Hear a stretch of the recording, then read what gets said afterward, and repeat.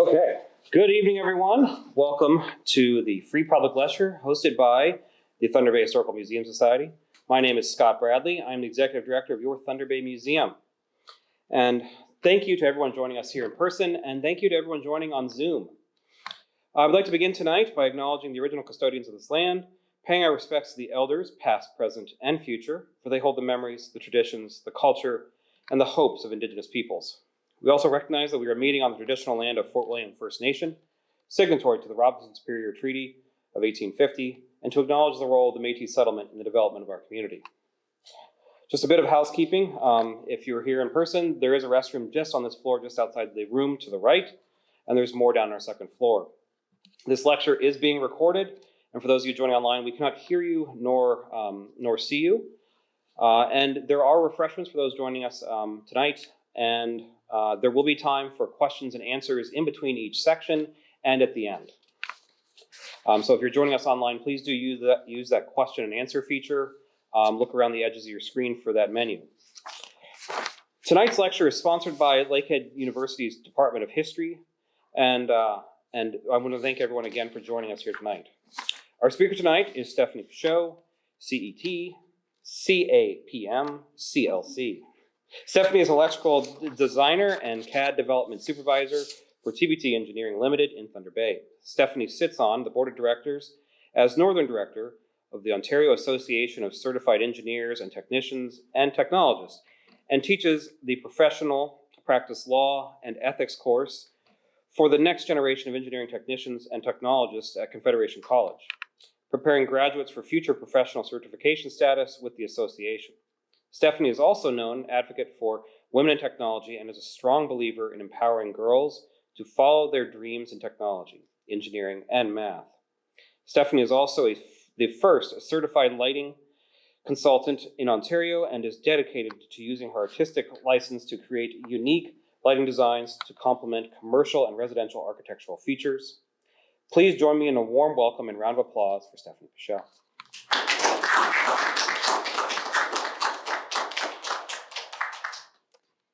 Thank you, Scott, for that very lovely introduction.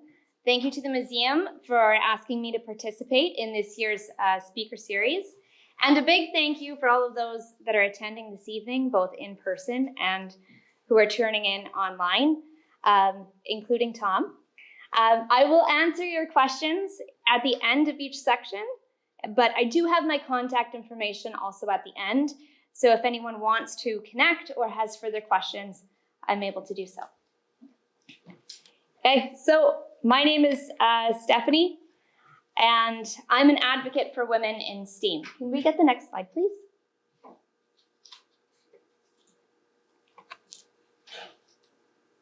Okay, next. Thank you. So I know most of us have heard of STEM, but have we heard of STEAM? So STEAM is science, technology, engineering, architecture, and art, and math. So I've found that depending on who you ask, the engineers will say A is for art, and the architects will say A is for architecture.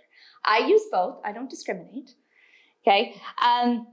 Now in schools, they have started to use both because there is a natural tie for art to be included in this industry. Next slide. Now, today I'm here as just a woman in engineering and technology industry, and for an advocate for others in this industry. But some of you may recognize me from some of these areas in my career, but today I'm not presenting on behalf of any one particular organization. So it's interesting, I've been asked a few times to deliver this spiel about being a minority of women in engineering. And I've had to decline the offer to participate in that conversation. See, at the time, the electrical division at TBT Engineering was 50-50 male-female. And we're also led by a female CEO. So I can't say that I feel like a minority there. And then at the same time, with the Ontario Association of Certified Engineering Technicians and Technologists, OACETT, our last two presidents have been female, and the last two chapter chairs for the Thunder Bay chapter have also been female. and I actively participate in the OACETT Women in Technology Task Force, collaborating with women across the province. So it's very hard to say that I feel like a minority is there either. So at the college, the civil, I'll just wait. We have a few more people joining us. So. Okay. At the college, the Civil Engineering Technology program is run almost exclusively by females and is led by a female program coordinator. So to participate in the conversation about feeling like a minority in engineering, it's really hard to weigh in on that conversation when it's really not even in your peripherals. Now, I'm very aware that my feelings about feeling like not a minority in this industry is not a shared sentiment, and that many other women are still one of few, if not the lone female in their offices.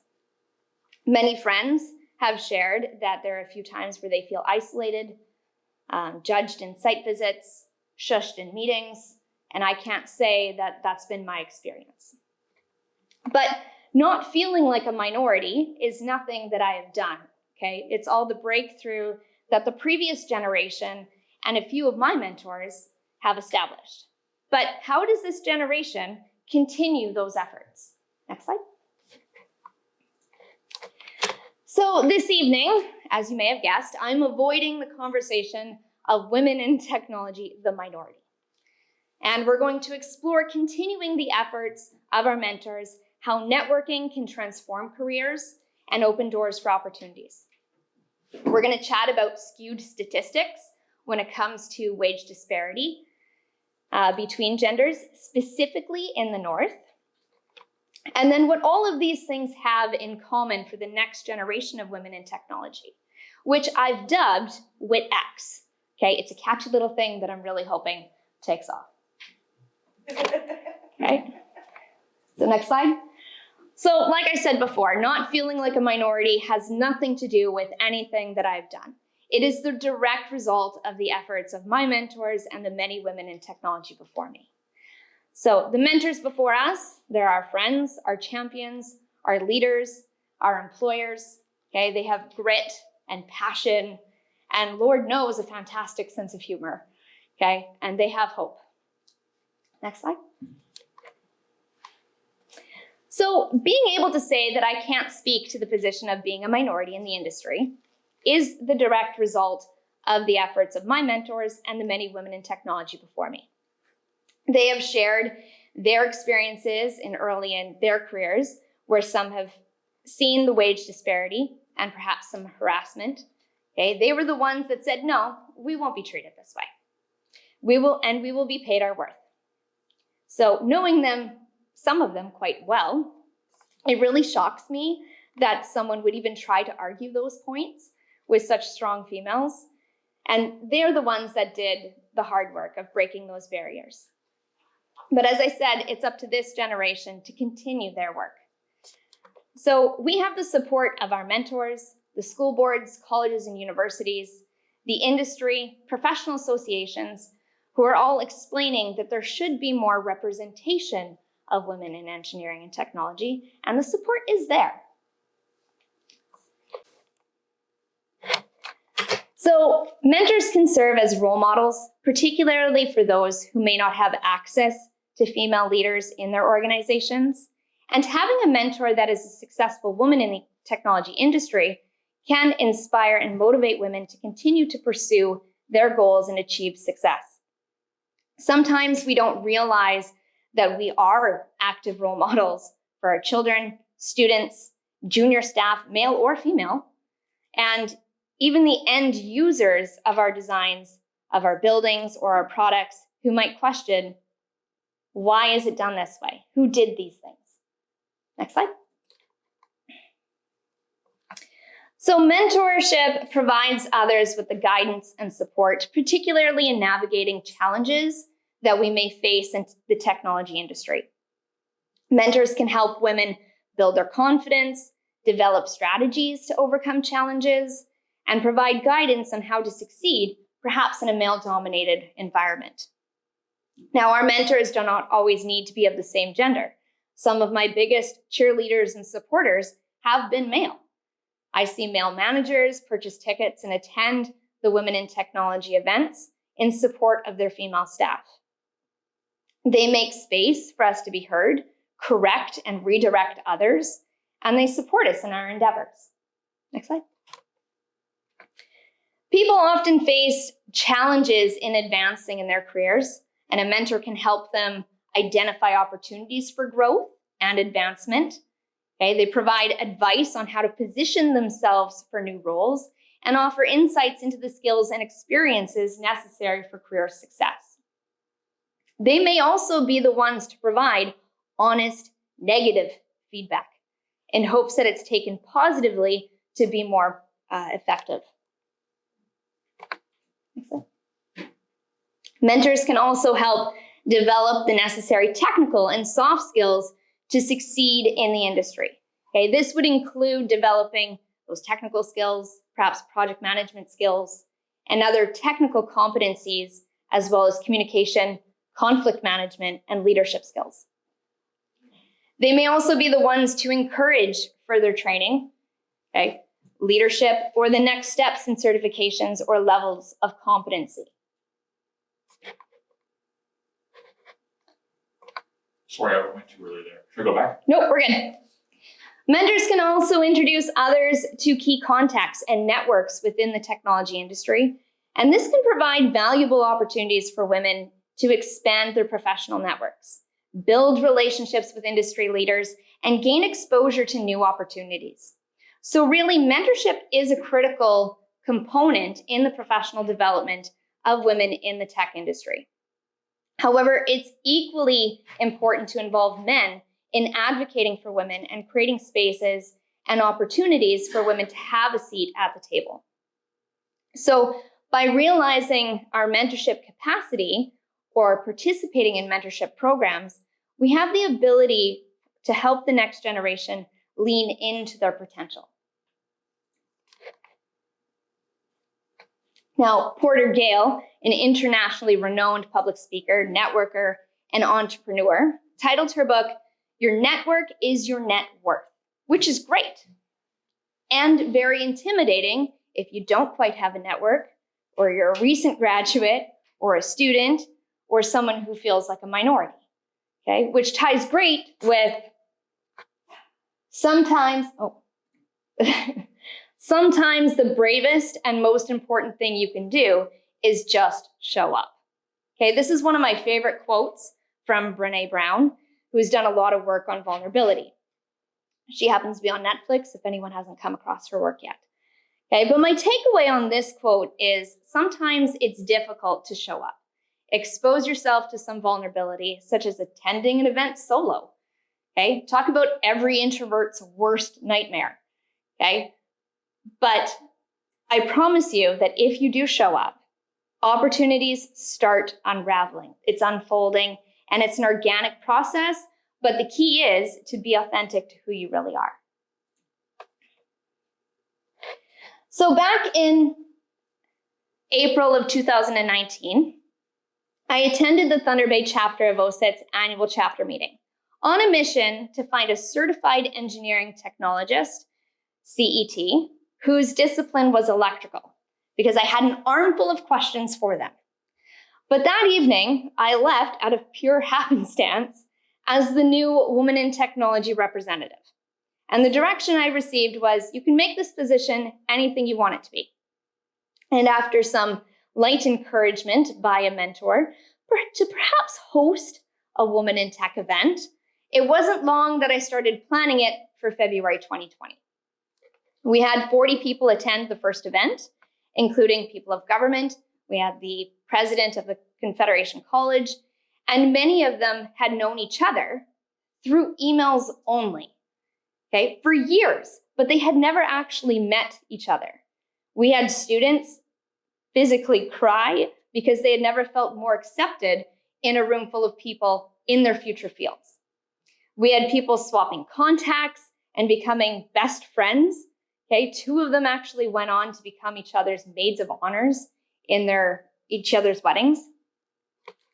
Okay, flash forward to 2022, where we sold out the venue at the Chanterelle. We had a waiting list, okay, and we're still growing. So it's very hard to feel like a minority when you're in that sort of setting. Okay, we're good.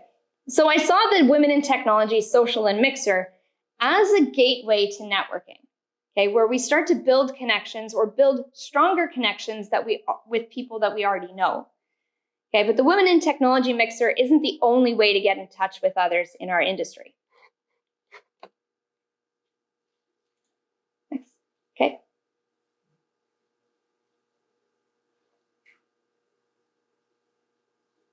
Next.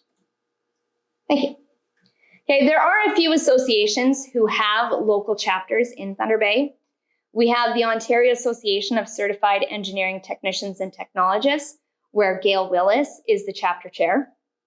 We have the Lakehead chapter of Professional Engineers of Ontario, where Michelle Murphy is the chapter chair. And then we have the Ontario Association of Architects, where Corey Stutchison is the chair for the Northwestern Ontario Society of Architects. Next slide. We also have community networks, such as the Alliance Network.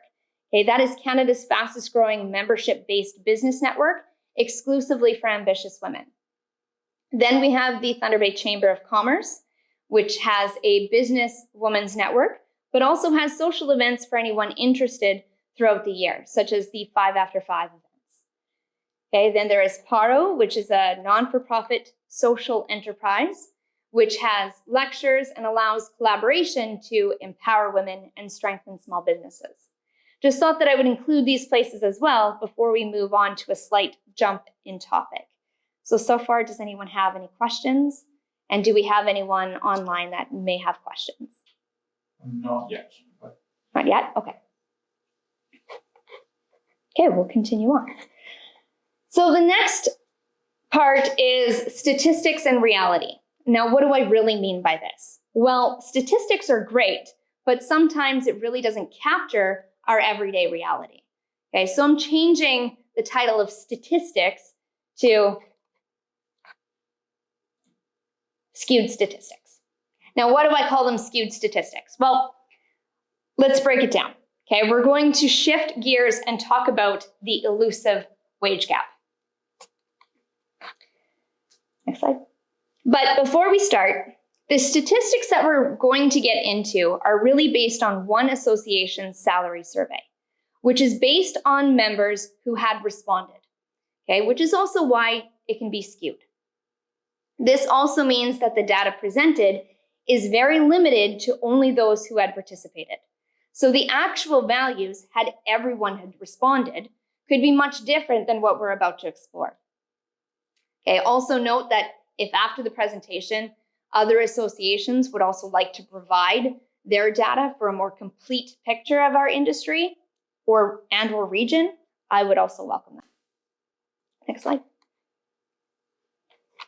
So I've always heard you cannot compare Northern Ontario to Southern Ontario in regards to income. It's just not the same. Therefore, any provincial averages would therefore not be accurate. So how many of us have heard that before?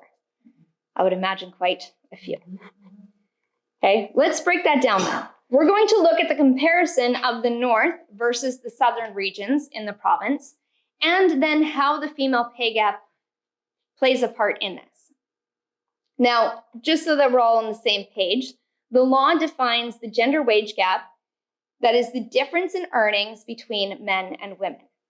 So while progress has been made over the years of closing the gender wage gap, on average, the law still recognizes that women still do not earn as much as men. Okay, and then we're going to take a look at where things are headed. Next slide. So the first skewed statistic we're going to explore is the difference in income between the North and the South for the engineering technology industry. So in these slides, the purple is us Northerners, and the grayed out columns are the people from the South.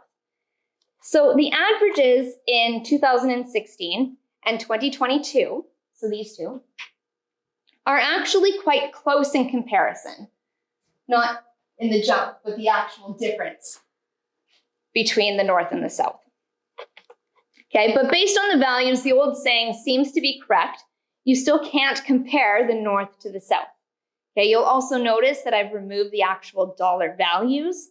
So exploring the difference is more for a visual representation, but I do have the actual values if anyone is interested. Okay, but let's break this down a little bit further. Let's explore how the female members impact these comparisons. So in this slide, again, the northern members are in color. The northern females are light purple and the northern males are the darker purple, with the southern males and females are in dark and light gray. So we can see in these broken down averages that there is a considerable but rather consistent gap in comparison to males and females in general. Okay? It's fairly consistent. But we can also see that women's wages for the North and the South have steadily increased, almost at a consistent ratio, with the Southern females making slightly more. Now that we've illustrated the differences and how we shouldn't compare to the South, let's examine the Northern pay gap between males and females for our industry, because that's quite noticeable. So now that we've removed the Southern group from our visuals, okay, let us remember that these graphs are based on skewed statistics, okay, only capturing the salaries of people who had responded. Okay, but for all intents and purposes, let's say this was the averages for every female and for every male in the North in our industry. Okay, we can note a few things. Okay, one, the gap is closing. Okay, by how much? Well, in 2014, men were making 37% more than women. Okay, women and employers shrunk that to 27% in 2016, and we're currently sitting at a yearly difference of $21,000 between males and females, okay, which would equate to a $10.10 an hour difference. Okay, so what does that look like, or where would that come from? Next slide. So before we get into where the differences come from, this is what the difference looks like. For every dollar, Northern females make 79 cents. I rounded to 80 to really put this into perspective. And we also lost the penny, so I rounded up. But we are looking at the $10.10 an hour difference.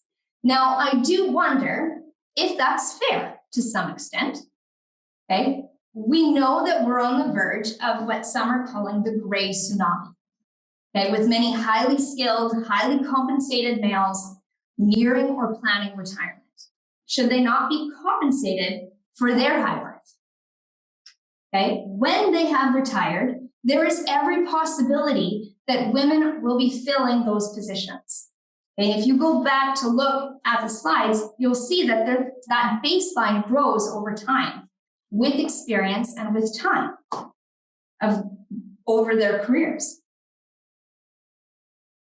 Okay, but at the same time, we're also seeing an influx of younger women entering the profession.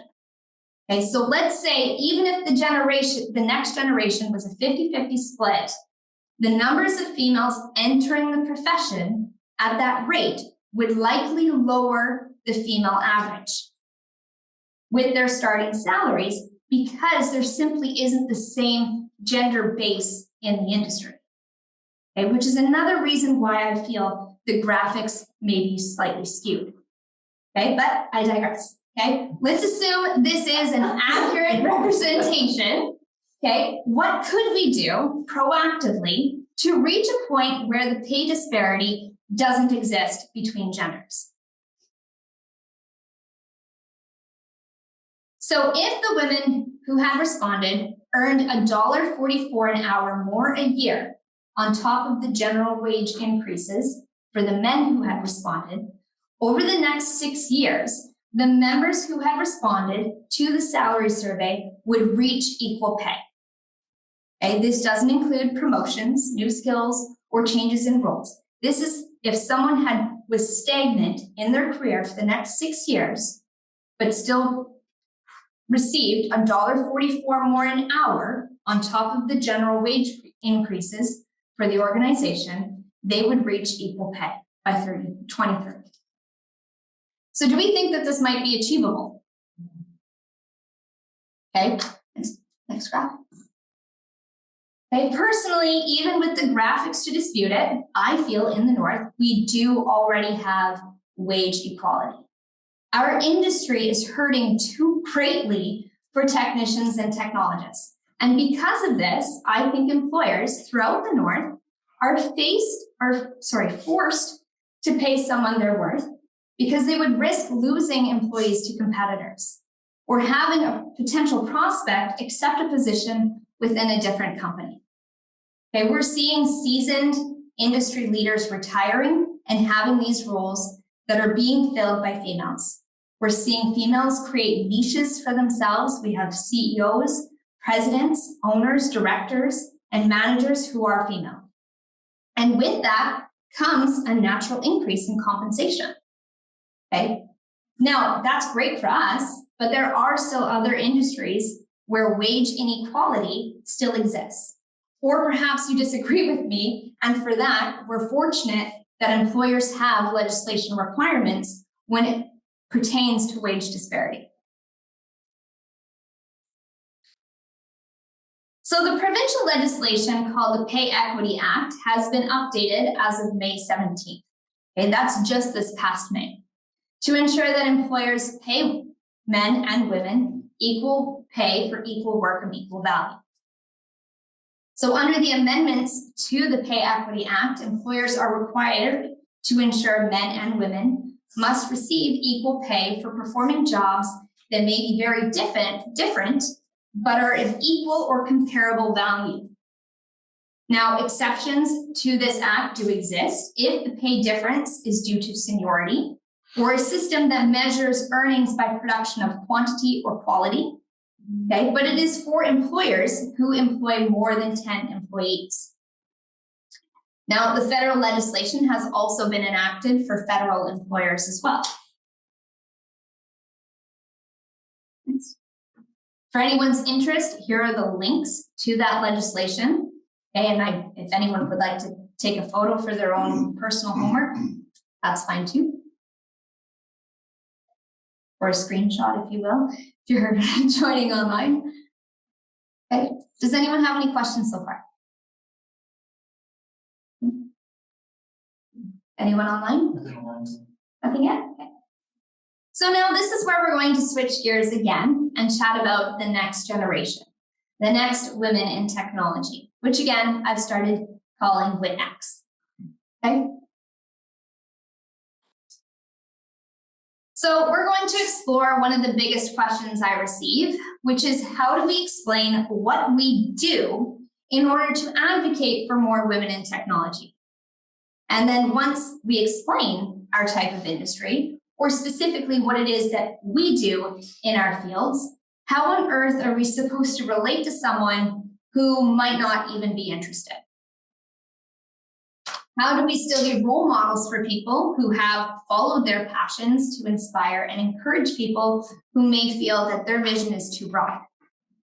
Okay, and lastly, like many of our mentors who are male, how do we be an ally and supporter? And honestly, I think perhaps my male mentors may have done this part the best because they were the ones that said, no, you can't give up, nice try.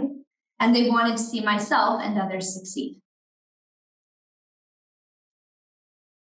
So when speaking with students, I usually start by asking if they were given a box of Lego with the instruction book missing, and you only had the final image on the box, if they would be able to put the Lego set together. Would you have pieces left over? Not enough pieces.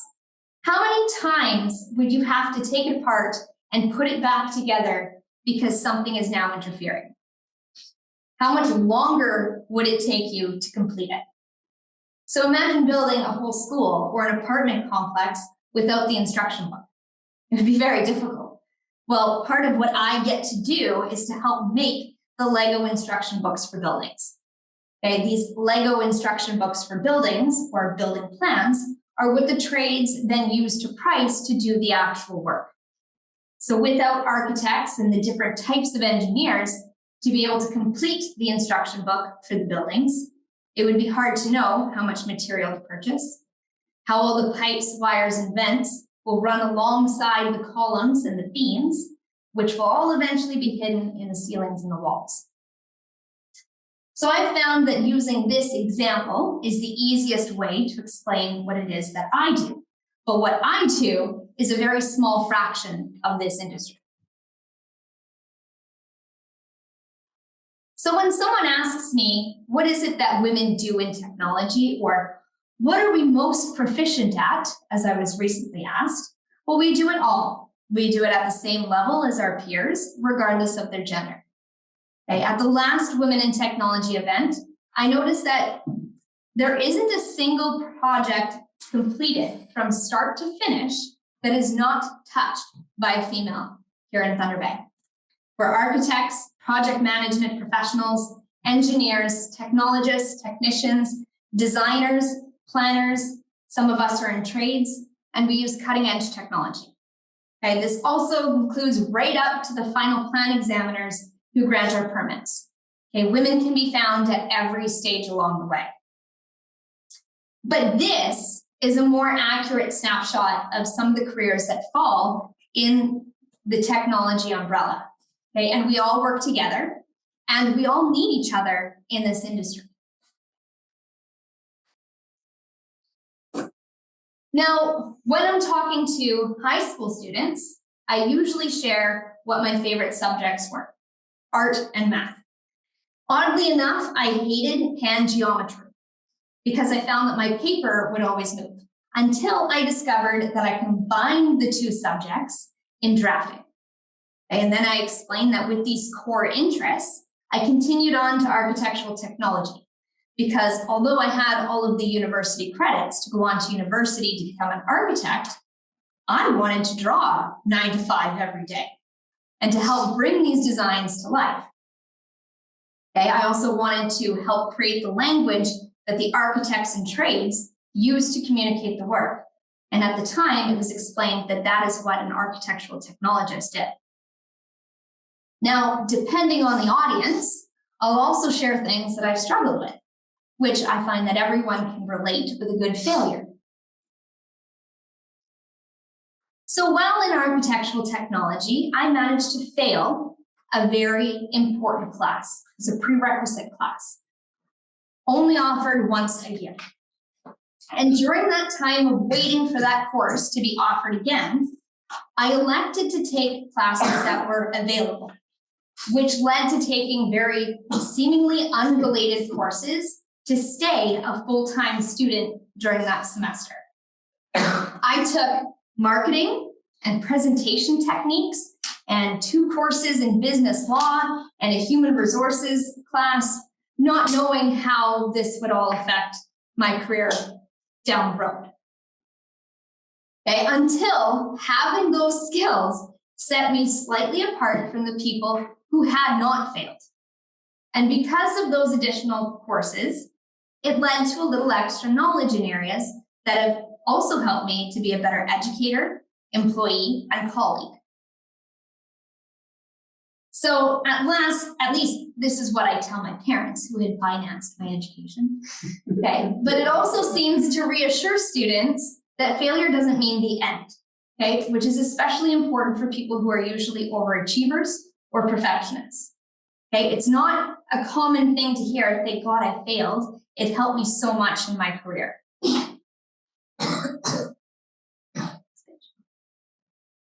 So one way to spark an interest in technology is to encourage girls to participate in STEAM activities. Okay, many schools and community organizations offer STEAM programs, such as robotics clubs, coding camps, and science fairs. Okay, these activities allow girls to help learn about technology on a hands-on and engaging way. Okay, it's essential to expose girls to these opportunities early on, because research shows that interest in STEAM subjects start to wane during the middle school. ages. So by introducing girls to STEAM early, they're more likely to develop a passion for technology that'll carry them through high school and into their careers. So having two girls myself, I can already say that my eldest, Eva, is already doing coding exercises as part of her school curriculum, and she's in grade 5 this year. So gender bias and stereotypes can discourage girls from pursuing careers in technology. Parents, educators, and community organizations play a significant role in encouraging girls to pursue interests in technology. Okay, it's important to address these biases and to create a welcoming environment. Okay, these can help girls speak up when they encounter bias or stereotypes and create a culture that values diversity and inclusivity within the tech industry. So it might be important to provide examples of women in technology to help illustrate the inclusivity and that women do hold very significant roles in technology. Other types of examples might be opportunities for hands-on learning through workshops, or like we mentioned, through STEAM programs. So an important way to encourage and retain interest in this field is to maintain visibility for the next generation. Okay, and I do feel that there's a few ways to accomplish this. I don't know what's happening. Oh. Wait a minute. Okay. It does this.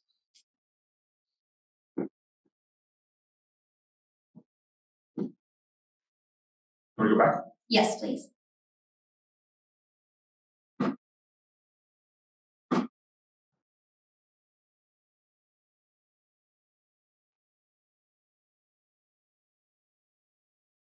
Sorry. Nope, that's okay. We'll just leave it on the slide. Okay. I do feel that there's a few ways to maintain visibility for the next generation. Okay, there are the nerve-wracking opportunities to speak about our profession, okay, or what it is that we do or how we found our passions.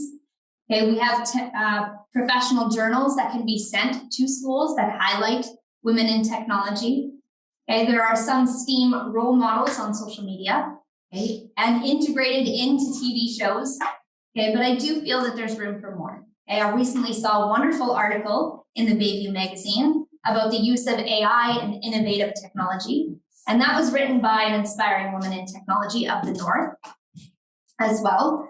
We also have Miss Canada from the Hamilton area, who is a certified engineering technician, who is using her platform to advocate for girls in STEAM as well. Okay, females from this industry can also offer to come in and talk to about our professions in high schools, career days, or with Skills Ontario. We also have professional organizations that routinely host challenges such as bridge building or coding competitions. Okay, events and workshops like those can easily be brought into well-established youth networks, such as Girl Guides, after-school programs, or run with organizations such as Science North. So if the younger generation sees women in these careers, those gender stereotypes will stop. Okay, and the next generation should have no hesitation in considering a career in STEAM if that is where their passions are leading them. Okay, and with that, I'll leave you with this quote, which has been up here for a little while, okay, which is, when we follow our passions, our joy, and our interests, okay, it takes you to interesting opportunities that were almost made specifically for you. Okay, thank you all for so much for attending this evening or joining online. Okay, thank you. I'm sure that I went entirely too fast, so if anyone has any questions, I'll be more than happy to answer them.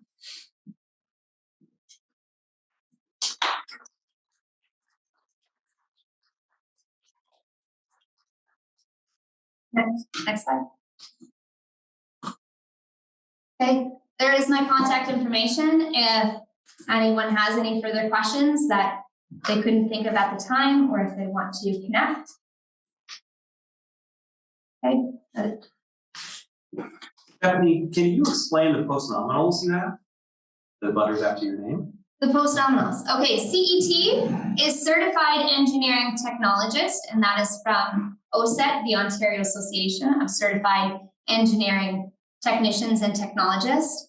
The CAP-M is from the Project Management Institute. That stands for Certified Associate in Project Management. And the CLC is granted by the American Lighting Association for all of North America, and that is the Certified Lighting Consultant. Thank you. And these letters came from your education at university, college, courses? So I'm a Confederation College graduate, and there were additional things that I had to pass, such as technical exams or the professional practice law and ethics exam or OACETT to for them to be able to grant those certifications. And these certifications are good only in Ontario, across Canada, what? So the one from the Ontario Association of Architects, Ontario Association of Certified Engineering Technicians and Technologists is good for Ontario, but it is transferable to other provinces when I connect with those provincial bodies. The CAP-M is, it's an international one, and the CLC granted by the American Lighting Association is for all of North America. Thank you. That's a good question. I've got an online question. Yes. Daniela asks, are you planning more network events for considering students of tech programs? Absolutely. They've all been invited to every Women in Tech event, and hopefully we'll have sponsors this year again to sponsor those student tickets so that it is free and available for them to attend. Thank you. I was just wondering, some of the projects that you've done around the city that other people would have recognized? That's a good question. There's been a few. TBT has worked on Boulevard Lake Dam. We've worked on the Salvation Army Journey to Life building, the Baggage building, and Prince Arthur's Landing, Elsie McGill's school. There's a few. Yes. Thank you. Thank you. Yes.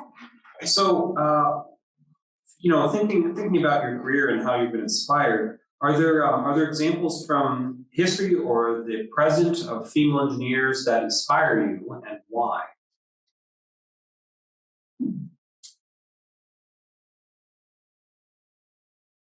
Well, the first thing that comes to mind is that they're relatable. Like I got along very well with them. They took me under their wing and they made me feel welcome. Leanne Garenzak, she took me completely under her wing, taught me everything it is that I know when it comes to drafting and standards. And yeah, I hope that answers the question. I think so. Thank you. Okay, thank you. Leanne would be?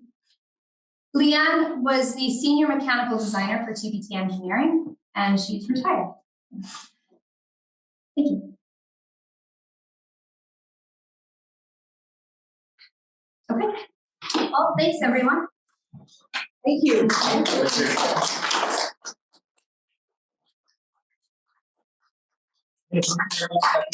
you, Scott. And just for all of you attending, I really appreciate everyone being here tonight. Of course, I wouldn't be the leader of this organization, but I'd encourage you to visit the gift shop on your way out. A couple other reminders: our PA Day camps are now open for registration, so please do check those out on our website. And also remind your friends and family and get their kids registered early and often. We have some upcoming events as well. So if you do look at the museum's calendar on this Thursday, we have an event called Our Thunder Gay, Belonging in the Bay, with a panel discussion and ice-breaking events. As well as on the 18th of November is our holiday market, so mark the calendars for that. Come out to the museum, see some crafters, get some special tours. So a good fun day. And our lecture series continues this fall with, on the 24th of October with Bev Soloway, with the Fur Traders Table, a bill of fare from the 18th century Rupert's Land. And then on the 28th of November, Kelly Saxberg will be presenting on some recent projects of hers in A Tale of Two Qualinet.